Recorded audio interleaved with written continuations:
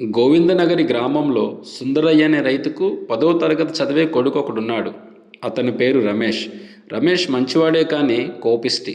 కాకపోతే ఎంత కొట్లాడినా కోపం దిగిపోగానే క్షమాపణ అడుగుతుండేవాడు. రమేష్ రోజూ ఇలా గొడవలు తెస్తుండటంతో రంగయ్య అతన్ని గట్టిగా మందలించాడు. రమేష్, నీ కోపం వచ్చినప్పుడల్లా పెరటి తలుపుకి ఓ మేకు కొట్టని చెప్పాడు.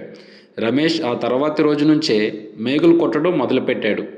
రాను రాను ఆ మేకులతో తలుపంతా అందవిహీనంగా కనిపించసాగింది.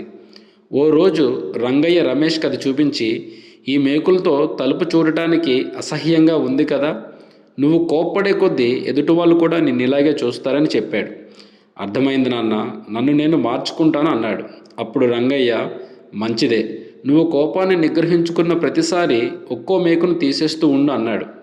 రమేష్ అలాగే తీయడం మొదలుపెట్టాడు. అతను మేకును తొలగించిన ప్రతి చోట తలుపు పైన ఆ మేరకు చిన్న చిల్లు మిగిలిపోయింది. రమేష్ కోపం తగ్గి మేకులన్నిటినీ తీసేసిన వాటి తాలూకు రంధ్రాలు తలుపు నిండా మిగిలిపోయాయి. అప్పుడు రంగయ్య రమేష్ భుజం మీద చేయి వేసి, నువ్వు ఎదుటి వాళ్ళపైన కోపం చూపించినప్పుడల్లా వాళ్ళ మనసులో నువ్వు ఓ మేకును దించినట్టే. ఆ తర్వాత చెప్పే క్షమాపణ కొట్టిన మేకును తీయడం లాంటిది.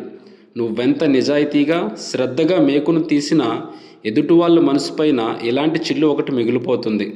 కాబట్టి ఎవరినీ అనవసరంగా కోప్పడకూడదని చెప్పాడు. రంగయ్య మాటలోని నిజాన్ని గ్రహించిన రమేష్ మరెప్పుడూ ఇతరుల మీద కోపాన్ని ప్రదర్శించలేదు.